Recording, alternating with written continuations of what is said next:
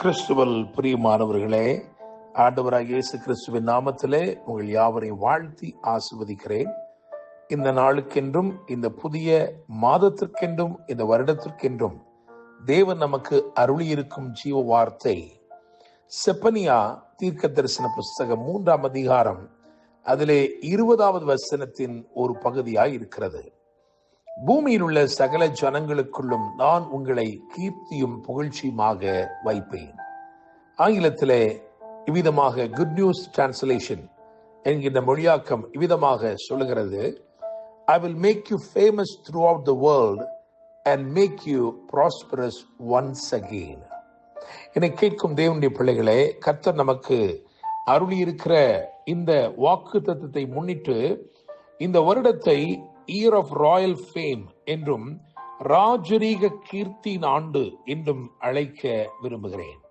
என்னை கேட்கும் தேவனுடைய பிள்ளைகளே, ஆபிரகாமை தேவன் ஆசீர்வதித்து விதமாய் சொன்னார், உன் பேரை பெருமைப்படுத்துவேன், நீ ஆசீர்வாதமாக இருப்பாய் என்று ஆண்டவர் சொன்னார். நம்முடைய ஆண்டவர் நமக்கு பேர் உண்டாக்க விரும்புகிற தேவனாக இருக்கிறார்.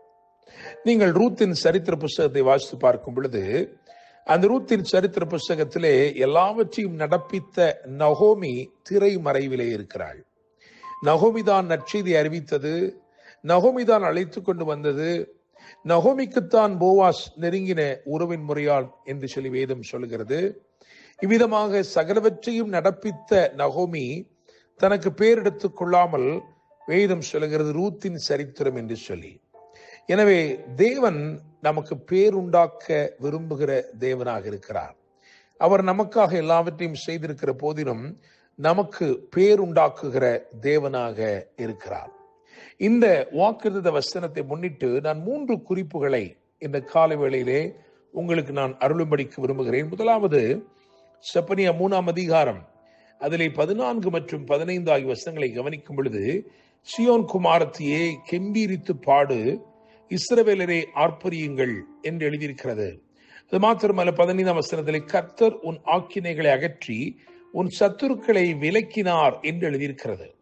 எனவே முதலாவதாக நான் இவ்விதமாக எழுதியிருக்கிறேன், தீங்கில்லாத ஒரு மகிழ்ச்சி. என்னை கேட்கும் தேவனுடைய பிள்ளைகளே, அவர் ஆக்கினைகளை அகற்றி சத்துருக்களை விலக்கினபடினால் உங்களுக்கு ஒரு ராஜரீக பாதை திறக்கப்பட்டிருக்கிறது. இந்த வருடத்திலே தீங்கில்லாத மகிழ்ச்சியோடு கூட நீங்கள் காணப்படுவீர்கள். தீமை உங்களை தொடராது, விக்கினங்கள் தொடராது, தோல்விகள் தொடராது, வியாதிகள் தொடராது, சகல நஷ்டங்களும் நின்று போகும். கர்த்தர் உங்களை ஆசீர்வாதமாக வைப்பார். எனவே முதலாவதாக தீங்கில்லா மகிழ்ச்சி. இரண்டாவதாக செப்பனியா 3 அதிலே 15 மற்றும் 17 ஆகிய வசனங்களை கவனித்து பார்க்கும் பொழுது வேதப்படியாய் சொல்கிறது, கர்த்தர் உன் ஆக்கினைகளை அகற்றி உன் சத்துருக்களை விலக்கினார், இஸ்ரவேலின் ராஜாவாகிய கர்த்தர் உன் நடுவில் இருக்கிறார் என்று எழுதியிருக்கிறது. 17ஆம் வசனத்தை கவனிக்கும் பொழுது உன் தேவனாகிய கர்த்தர் உன் நடுவில் இருக்கிறார் என்று எழுதியிருக்கிறது. எனவே இந்த 2 வசனங்களுக்கும் நடுவிலே ஒரு வசனம் இருக்கிறது. அது 16வது வசனம். அந்த வசனம் இப்படியாய் சொல்லியிருக்கிறது, அந்நாளிலே எருசலேமை பார்த்து பயப்படாதே என்றும் சியோனை பார்த்து உன் கைகளை தளரவிடாதே என்றும் சொல்லப்படும் என்று. எனவே நான் விசுவாசிக்கிறேன், இந்த நாட்களிலே, இந்த வருடத்திலே கர்த்தர் உங்கள் நடுவிலே இருந்து அவருடைய பிரசன்னத்தை உங்கள் வாழ்க்கையிலே வெளிப்படுத்தி அவர் நீங்கள் செய்கிற காரியங்கள் எல்லாம் வாய்க்கும்படி செய்து உங்கள் கைகள் தளராதபடிக்கு, அது நிறைவானவைகளை பெற்றுக்கொள்ளும்படிக்கு இந்த கைகளை கர்த்தர் ஆசீர்வதிக்கிறார். எனவே தளராத திரட்சி என்று எழுதி வைத்திருக்கிறேன். தீங்கில்லா மகிழ்ச்சி என்று சொன்னேன்.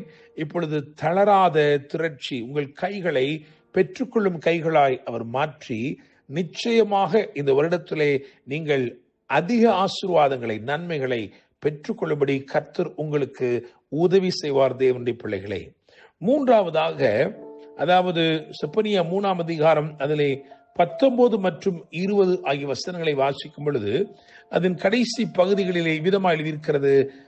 19ஆம் வசனத்திலே அவர் உங்களுக்கு புகழ்ச்சியும் கீர்த்தியும் உண்டாக செய்வார் என்று எழுதியிருக்கிறது. 20வது வசனத்தை வாசிக்கும் பொழுதோ அங்கே இப்போ விதமாய் வேதம் சொல்கிறது, நான் உங்களை கீர்த்தியும் புகழ்ச்சியுமாக வைப்பேன் என்று எழுதியிருக்கிறது. எனவே நான் தரமான உயர்ச்சி என்று எழுதியிருக்கிறேன். உங்கள் நிலைமையை கர்த்தர் அதாவது தரம் உயர்த்த விரும்புகிறார். இந்த 2 வசனத்துக்கும் என்ன வித்தியாசம் என்று சொன்னால், ஒரு வசனத்திலே புகழ்ச்சியும் கீர்த்தியும் உண்டாக செய்வேன் என்று எழுதியிருக்கிறது. ஆனால் 20 வசனத்திலே உங்களையே புகழ்ச்சியும் கீர்த்தியுமாக வைப்பேன் என்று எழுதியிருக்கிறது. தேவனிடத்திலிருந்து ஆசீர்வாதங்களை பெற்றுக்கொள்வது ஒரு நிலை. தேவன் உங்களையே ஆசீர்வாதமாக மாற்றுவது இன்னும் ஒரு உயர்ந்த நிலை. எனவே நான் விசுவாசிக்கிறேன், இந்த வருடத்துல கர்த்தர் உங்களை தரம் உயர்த்த போகிறார். நீங்கள் ஆசீர்வாதமாகவே இருப்பீர்கள், ஆசீர்வாதங்களை பெறுவீர்கள் என்ற நிலையிலிருந்து ஆசீர்வாதமாக இருப்பீர்கள் என்ற நிலைக்கு கர்த்தர் உங்களை கொண்டு வருகிறார். 3 காரியங்களை சொல்லியிருக்கிறேன். தீங்கில்லா மகிழ்ச்சி, தளராத திரட்சி, தரமான உயர்ச்சி. கர்த்தர் இந்த வார்த்தைகள் மூலமாகவே ஒரு அன்லிமிட்டெட் ஜாய் அதை நிச்சயமா உங்களுக்கு தருவார். ஒரு அன்லிமிட்டெட் அபண்டன்ஸ் அதை நிச்சயமாக தருவார். அது மாத்திரமல்ல, ஒரு அன்லிமிட்டெட் அப்கிரேடேஷன் நிச்சயமாக தேவன் தருவார். வாக்குப்படப்பட்ட வசனத்தை திரும்பமாக நான் வாசிக்கும்படி விரும்புகிறேன். பூமியில் உள்ள சகல ஜனங்களுக்குள்ளும் நான் உங்களை கீர்த்தியும் புகழ்ச்சியுமாக வைப்பேன். I will make you famous throughout the world and make you prosperous once again.